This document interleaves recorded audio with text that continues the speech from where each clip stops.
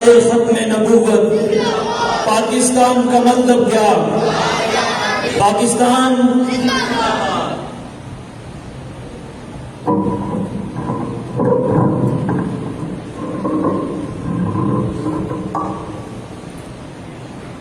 الحمد لله رب العالمين والعاقبة للمتقين والصلاة والسلام على سيد الأنبياء والمرسلين وعلى آله وأصحابه أجمعين. قال الله تبارك وتعالى في القرآن المجيد والفرقان الحميد. بسم الله الرحمن الرحيم. ولكن الله حبب إليكم الإيمان وزينه في قلوبكم وكره إليكم الكفر والفسوق والعصيان. صدق الله العظيم.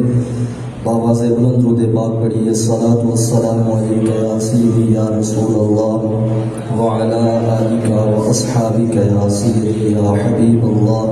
الصلاۃ والسلام علیک یا سیدی یا رسول اللہ وعلی آلک واصحابک یا سیدی یا رحمۃ للعالمین.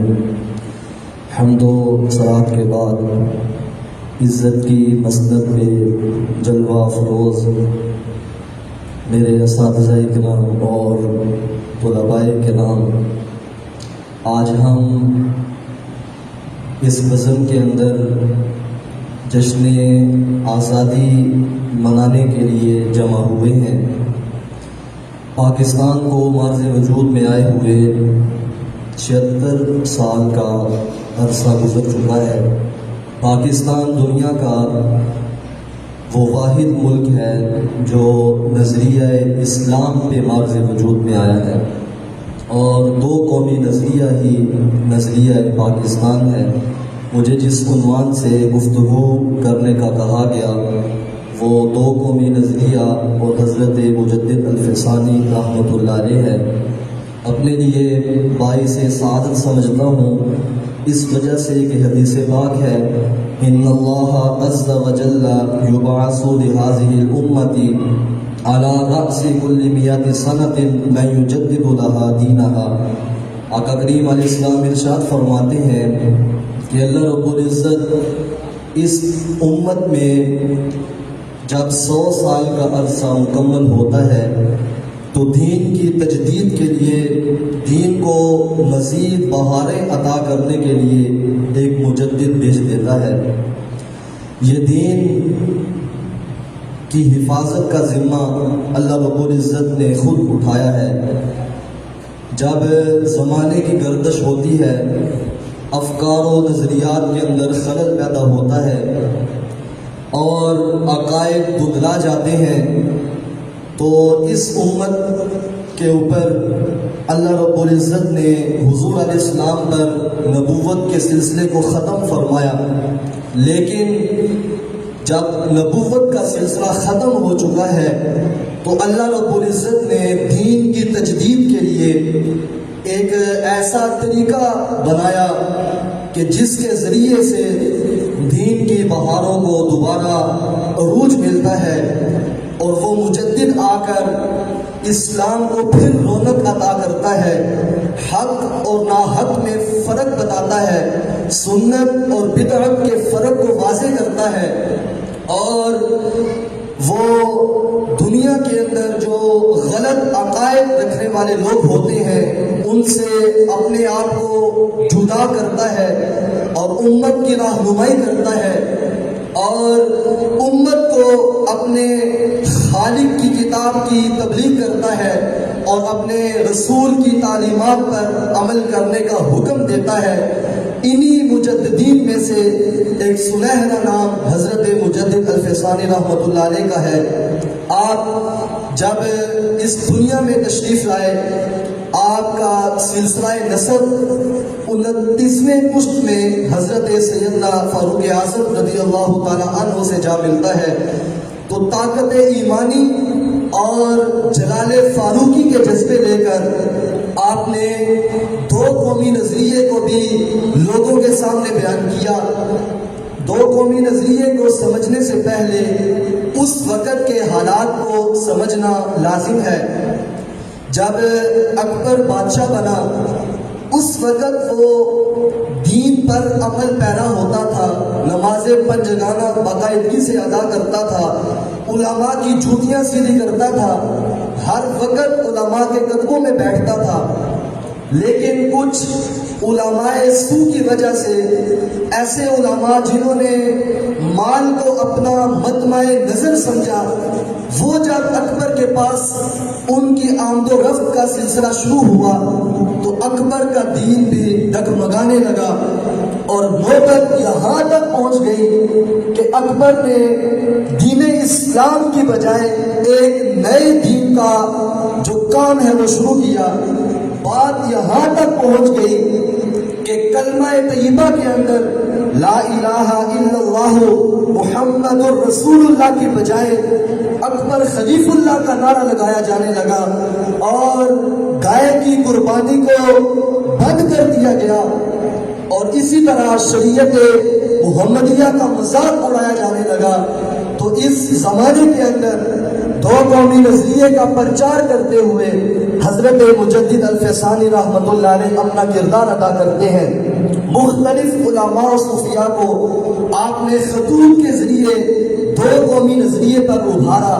خان اعظم کے مکتوب کے اندر آپ نے اس بات کو لکھا کہ اکبر دین الہی کو چھوڑ کر ایک نیا دین بنانا چاہتا ہے، ہمیں مل کر اس کا رد کرنا ہے۔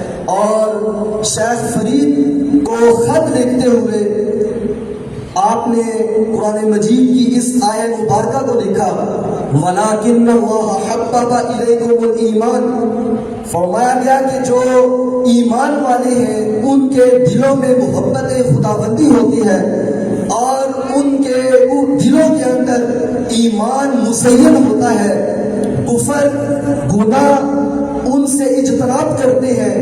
تو شیخ مجدد نے اس بات پر ان کو ابھارا کہ ہمیں نکل کر اس بادشاہ کے خلاف آواز اٹھانا ہوگی اور دو قومی نظریے کا پرچار کرنا ہوگا۔ دو قومی نظریہ ہے کیا؟ دو قومی نظریہ یہ ہے کہ ایسی دو اقوام پائی جائیں کہ جو آپس میں جن کا زندگی گزارنا ناممکن ہو، اور آپس کے معاملات اور معاشرے کے جو اخلاقیات ہیں اور احسانات ہیں ان کے اندر طرز عمل اس طرح کا ہو کہ آپس میں وہ باہمی الفت و پیار کے ساتھ رہ سکیں۔ دو قومی نظریہ پاکستان بننے کا ایک مقصد تھا، لیکن ہم نے اس مقصد کو بھلا دیا۔ ایک مرتبہ قائد اعظم ایک جگہ خطاب کر رہے تھے تو ایک ہندو صحافی نے ان سے سوال کیا کہ ہم کتنے عرصے سے ہندو اور مسلم اکٹھے رہ رہے ہیں، لیکن آپ ایک علیحدہ مملکت کا خواب لوگوں کے سامنے رکھتے ہیں، اس کی وجہ کیا ہے؟ تو قائد اعظم نے جواب دینے کی بجائے خاموشی اختیار کی۔ تو ہندوؤں نے تانے دینے شروع کر دیے کہ قائد اعظم کے پاس اس بات کا جواب نہیں۔ تو قائد اعظم نے تھوڑی دیر کے بعد ایک شخص کو کہا کہ میرے لیے پانی کا گلاس لے کر آؤ۔ جب پانی پیش کیا گیا تو قائد اعظم نے ایک گھونٹ پانی پیا اور باقی گلاس میز کے اوپر رکھ دیا۔ جس ہندو صحافی نے آپ سے سوال کیا تھا علیحدہ مملکت کیوں بنانے جا رہے ہیں، آپ نے اسی صحافی کو اپنے پاس بلایا اور پانی کا گلاس اس کو پیش کرتے ہوئے کہا کہ تو آزادی کی بجائے ہم مل جل کر رہنے کا ہمیں حکم دیتا ہے، یہ میں نے پانی پیا ہے لیکن کچھ بچ گیا ہے، لہٰذا یہ پانی تو پی لے۔ اس نے کہا کہ ایک مسلمان کا جھوٹا پانی میں پیوں، یہ نہیں ہو سکتا۔ تو قائد اعظم نے گلاس کو پکڑا، اسی مجمع کے اندر ایک ترکی کا شخص بیٹھا ہوا تھا جو کہ ایمان رکھتا تھا۔ آپ نے پانی کا گلاس اس کو دیتے ہوئے کہا کہ یہ پانی پی لو۔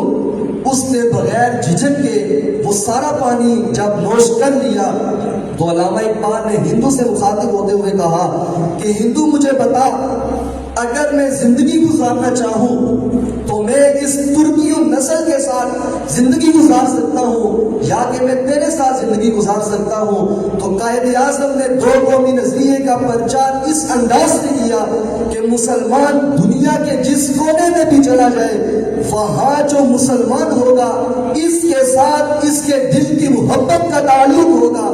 مسلمان کے ساتھ چاہے دنیا کا کوئی کونا بھی ہو زندگی گزار سکتا ہے، لیکن ہندو کے ساتھ مسلمان زندگی نہیں گزار سکتا۔ یہی دو قومی نظریہ تھا، اور سب سے پہلے دو قومی نظریے کی بنیاد شیخ مجدد علیہ رحمہ نے ڈالی تھی۔ علامہ اقبال نے آپ کو خراج پیش کرتے ہوئے اس وقت یہ کہا تھا کہ وہ ہند میں سرمایہ ملت کا نگہبان، وہ ہند میں سرمایہ ملت کا نگہبان اللہ نے بر وقت کیا جس کو خبردار قوم نہیں۔